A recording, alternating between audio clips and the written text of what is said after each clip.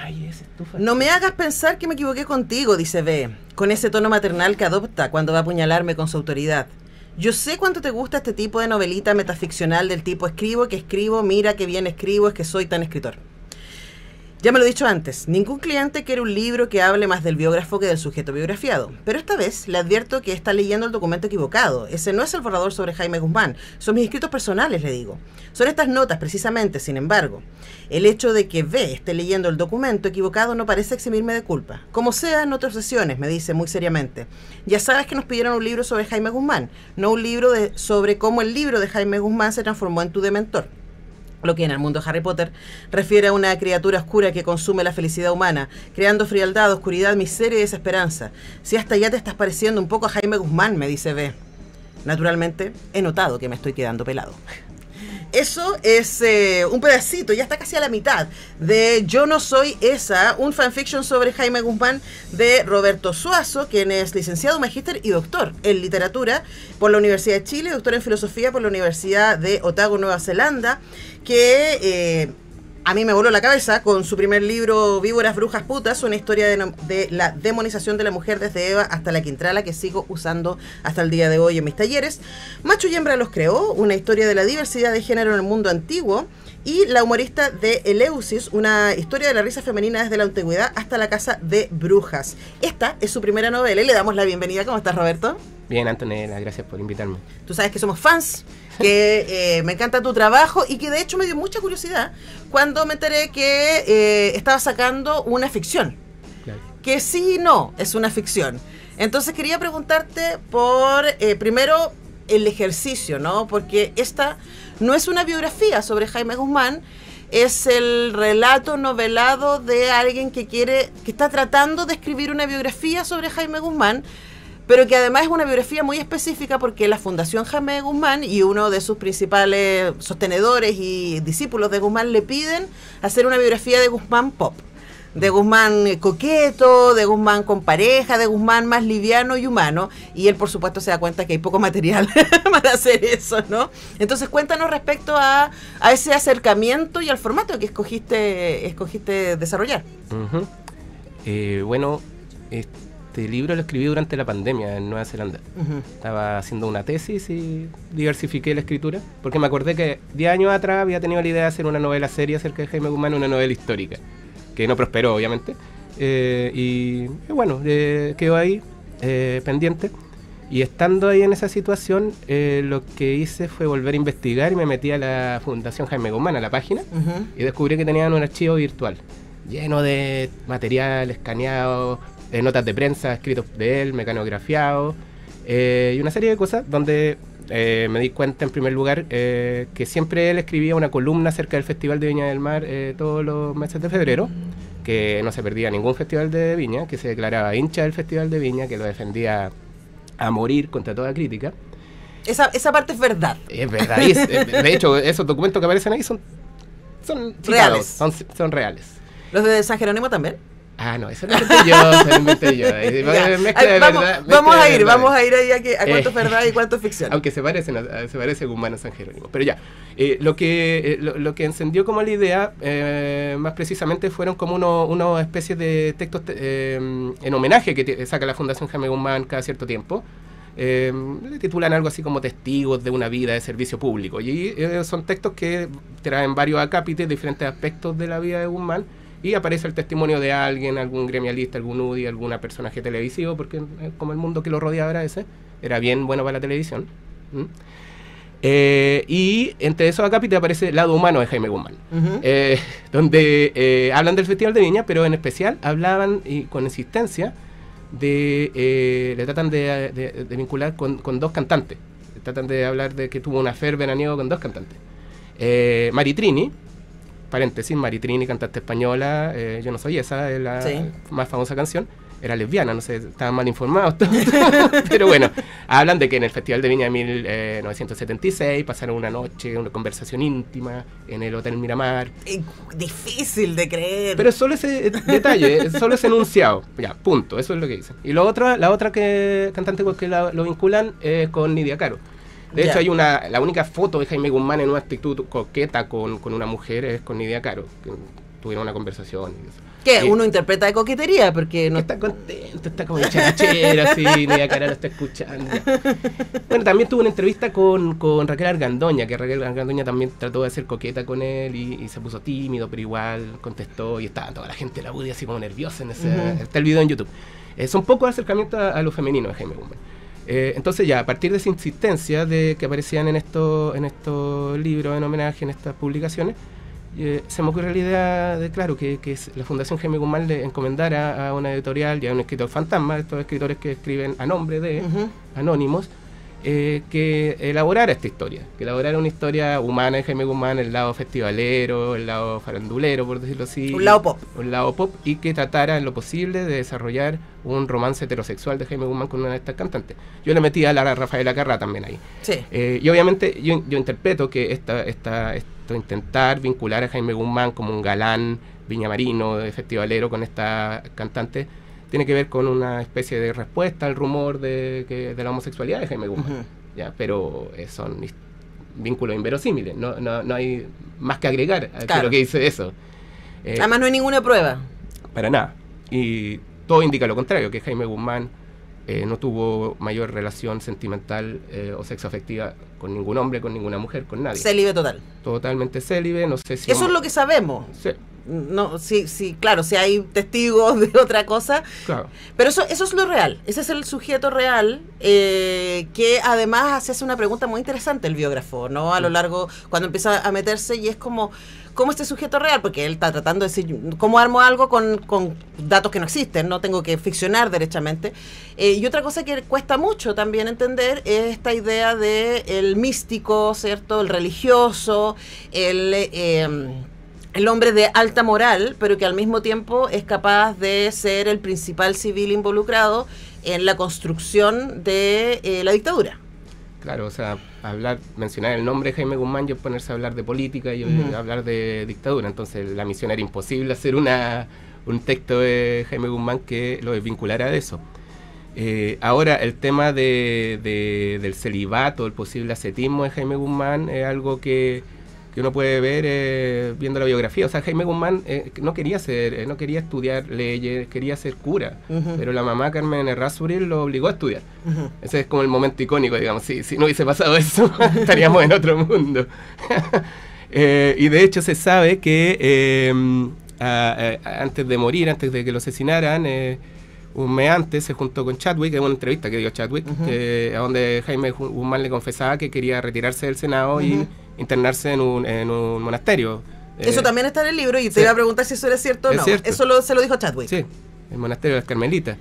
Que estaba listo, ya el 91 dijo, ya suficiente, ya hemos hecho lo que hemos hecho, me retiro.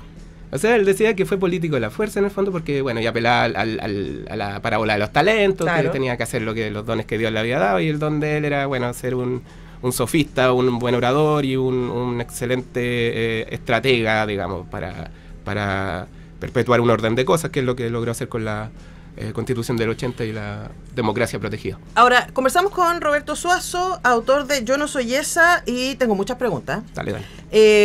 Primero, antes de ir a la estructura y al relato y a la idea de que esto está contado en primera persona desde este escritor fantasma, yo, como he leído tus 3 libros anteriores, te he entrevistado por los 3 libros anteriores y lo hemos comentado, me llamó mucho la atención este salto, ¿no? Y tú te has especializado en hablar de género y de representación de género. No solamente de cómo culturalmente se ha construido imaginarios desde lo femenino para castigarlo, sino también de las diversidades sexuales en tu estupendo libro Hombre y Mujer los creó, que es una pregunta, ¿no? Y que nos muestra en ese libro cómo la sanción cultural a la diversidad sexual es absolutamente epocal y es absolutamente moderna, diríamos, ¿no? Desde el modernismo hasta la contemporaneidad, pero y también que en otras culturas eso sigue siendo no solamente normal, sino valorado, la existencia de diversidades. ¿Cómo alimenta ese autor, ese investigador, el doctor en literatura, ¿cierto?, y en filosofía, que escribió esos 3 libros, al Roberto Suazo que escribe este fanfiction? Bueno, Jaime Guzmán es un personaje sumamente freak. en realidad yo diría como que, y se habla poco de él, partiendo de esa base, como que ni los partidarios hablan de él, porque les conviene más que el reloj que construyó el relojero siga funcionando, pero no hablemos del relojero. Y el relojero es complicado igual. Sí, oye, pero la rareza de Jaime Guzmán en su momento los seguidores la tapaban o la interpretaban como un signo de santidad. Para los opositores también no se preocupan mucho de conocerlo, hacen bromas más baratas que cabecea la bala. No cabeceó la bala, le llegó como acá en el abdomen y vivió un puñado de horas más. En fin, la historia es más compleja. Mi vínculo con el personaje nacía de esa rareza. O sea, Jaime Guzmán hoy en día, si seguimos la tesis de que se mantuvo célibe y que fue una zeta, sería una especie de asexual. Claro. De cierta forma sería... O sea, estaría al interior de la diversidad, estaría en la bandera y estaría... Ahora, si perseguimos también la historia del ascetismo, que Jaime Guzmán practicaba un ascetismo, yo lo vinculé con San Jerónimo, desgraciadamente no encontré eso en sus papeles, pero se parecen mucho, San Jerónimo y Jaime Guzmán. San Jerónimo yo lo tuve que estudiar, un padre de la Iglesia Católica que vivió en el siglo IV, que se dedicaba al ascetismo, que iba al desierto a tener luchas contra la carne. Y que fue el primer traductor de la Biblia. De la Biblia del arameo al latín. Es un ghostwriter, es el escritor fantasma de Dios. Entonces... De los apóstoles también. Claro.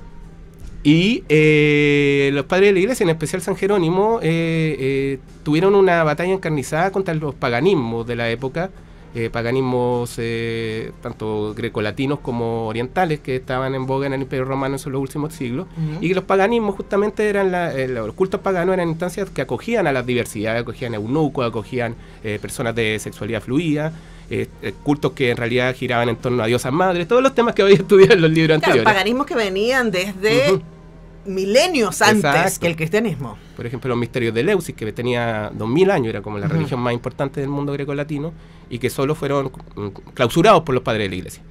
Entonces, como que me pareció una extraña simetría eso, como San Jerónimo contra los, luchando contra la tentación demoníaca. Contra las bailarinas del desierto. Contra las bailarinas del desierto. Que eso lo escribe San Jerónimo, contra bailarinas romanas, que eran actrices romanas cómicas, las mimas. Entonces todas esas cuestiones las había trabajado antes y ahora como que lo proyecté en Jaime Guzmán luchando contra la tentación viñamarina, digamos, en esos desiertos. Pero ahí entregado, porque esa, yo creo que esa es la que uno le llama la atención, porque el libro parte ahí, ¿no? Con estos datos sobre Jaime Guzmán. En tu caso, tú inventas que hay un video en donde él aparece aplaudiendo. No, lo inventé, existe. ¿El video existe? Sí. Ah, ya, yo pensé que eso búsquenlo. Hay un video entonces donde entre la multitud aplaudiendo a Rafael Acarrá está Jaime Guzmán muy entusiasmado. No sé si entusiasmado, pero está así. está mirando y hay gente más entusiasmada delante de él aplaudiendo, pero está. Porque estuvo siempre, estuvo desde el 74 hasta el 91, no se perdió nada. Qué raro, ¿no? Vio Los Prisioneros también en el 91. Vio a Jaime Amor. Claro, pero ahí ya con cierto resquemor uno podría pensar, sin demasiado entusiasmo. Sí. Ahora, luego, la palabra fanfiction a mí me llama mucho la atención, porque, el libro tiene su propia explicación al respecto, porque V, que es la editora de este personaje, que además no tiene nombre, el ghostwriter no tiene nombre, y al paso del tiempo se va cada vez mimetizando más con su personaje, va enloqueciendo en esto, pero voy a volver a eso. Ella le explica, la editora V escribe fanfictions de Harry Potter, ella es una ultra fan de Harry Potter. Entonces, a mí me llamó la atención porque el fanfiction en general viene a partir de una obra de ficción que ya existe y de la que se hacen derivados. Aquí, ¿cuál sería el original del que se escribe este fanfiction? Hay un fanfiction, de hecho, se menciona en la novela que hay fanfiction de personajes reales, que los niños hacen por ejemplo, de bandas que hay ahora, de K-pop, y hacen su historia ahí. Entonces sería un fanfiction de ese tipo, lo marqué. Está anclado en la realidad,